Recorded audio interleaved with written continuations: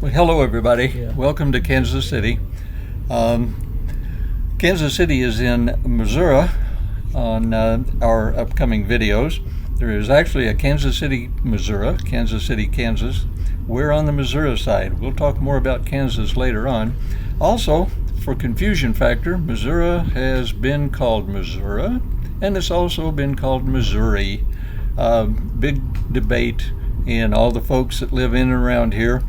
Nobody seems to know why it's called what it is or which one's right, which one's wrong, but I go with Missouri. My plan here is for us to have an opportunity to see some of the history and interesting sites in Kansas City. And this is my first video to take an effort at this, so I hope you'll work with me, or let's work through this together. What I want to do is, this is an opportunity to see some of the interesting facts about Kansas City, what Kansas City has been in the past and what it has grown into today. And I hope you will find it interesting, maybe learn a little about the history and the current Kansas City. That's a good shot.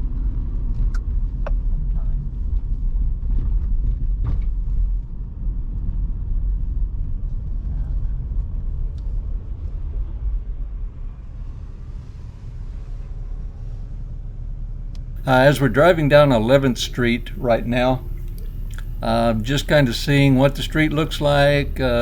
This is pretty much in the heart of the city, and I'm going to give you a little explanation of how the city got started over the next short period of time, and I hope you all find it interesting. As we move on down the street, I'll talk a little bit about this, a little bit about that, and hope you find it worthwhile and will stick with me. As we cross Walnut here, we're on 11th Street, but the street changes names. Watch for the red sign coming up on the right side. Back around 1900, this was a ladies' shopping district, and when the wind would blow through here, it would rustle their long skirts and show a petticoat. Consequently, it's known as Petticoat Lane. Been known that way for 100 plus years. We're coming up on our next venture, so stick with me.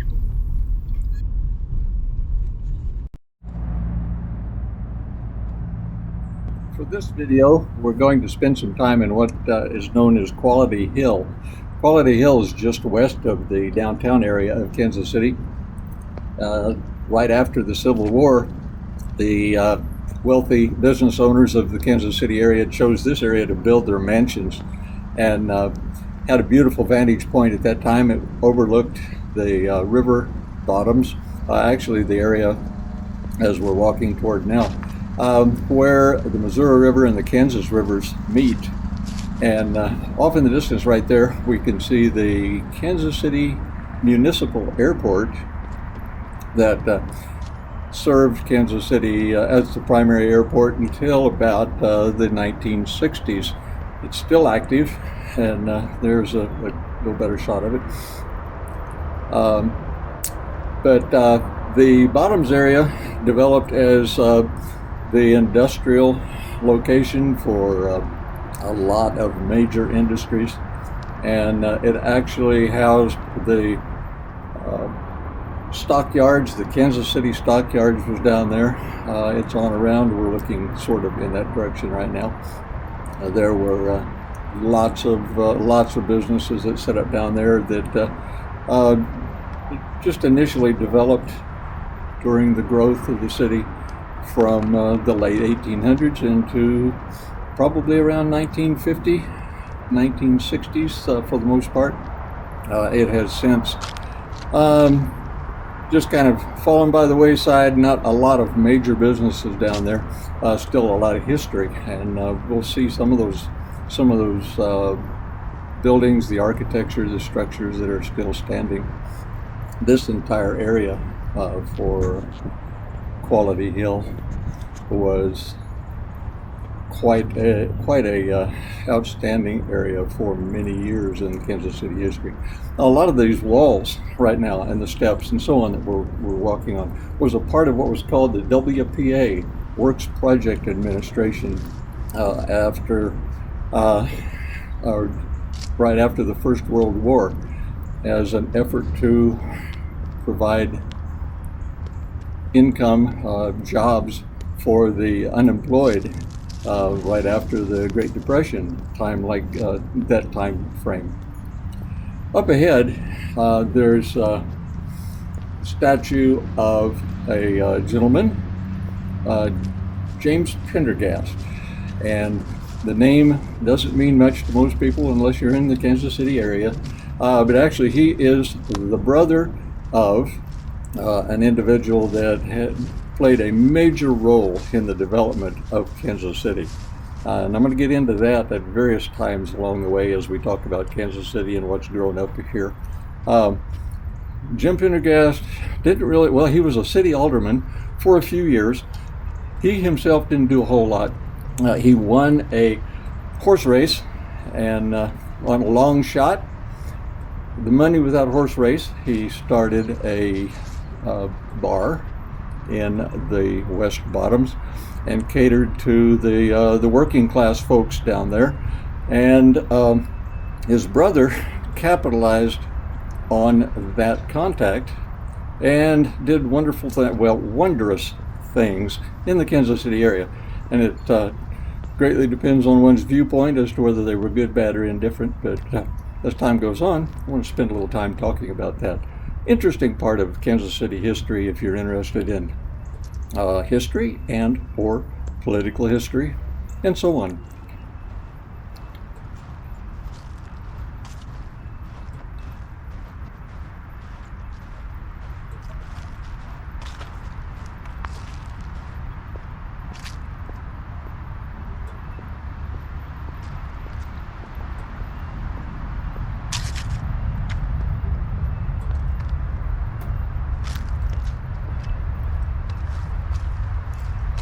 This used to be a great vantage point for folks to come to the Quality Hill area and look out over the West Bottoms.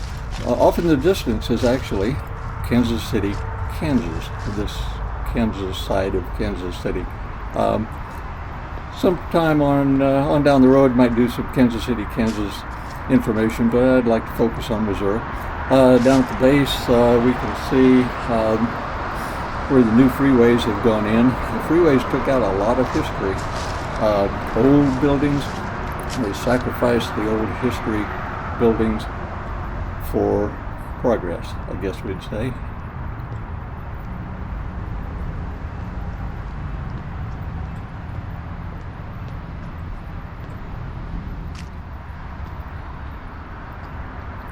Look off in that direction is where the Kansas City stockyards used to be. Huge. Kansas City was a major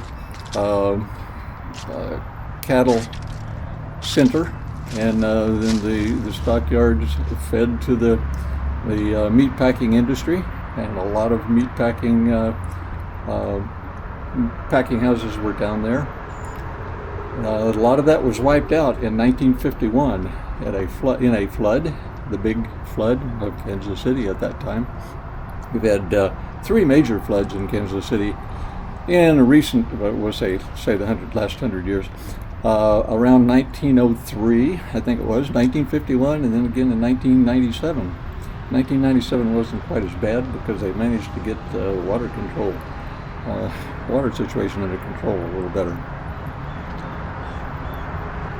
You can see the viaduct, what's called the 12th Street Viaduct, built about 100 years ago. Primary access from the Kansas City downtown area into what's called the West Bottoms. Those buildings, most all of those buildings are 100 plus years old at this point.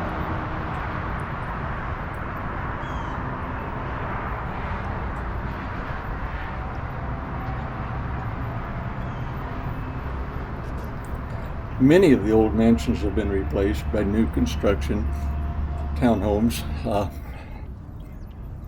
The existing mansions have pretty much been converted to office space, businesses.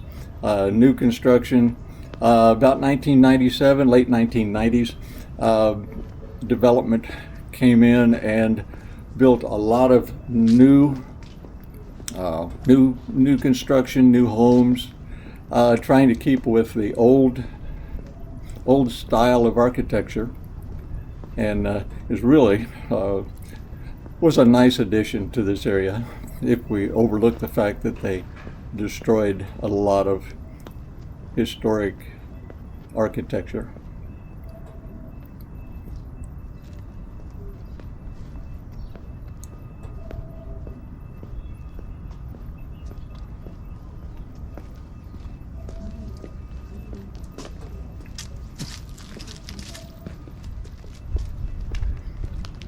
The building on the right is actually a combination of three different buildings, all built in the late 1880s, 1890s, were originally hotels.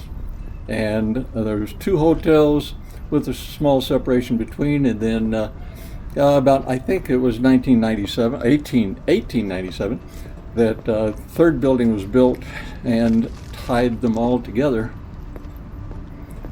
The architecture is just a real good indication of architecture of that time.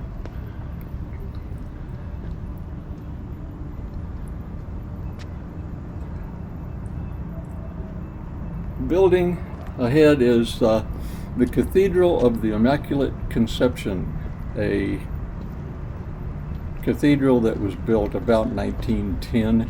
I'm going to have more to say about that. We'll look into that a little further later on down the road. But for the sake of interest, the gold on top of that is actually gold leaf.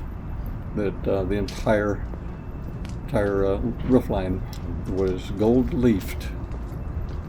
I don't know what the value of it would be now, but strange. In my view, it's kind of strange. The actual dollar value of that, let's say 30 years ago, was about $360.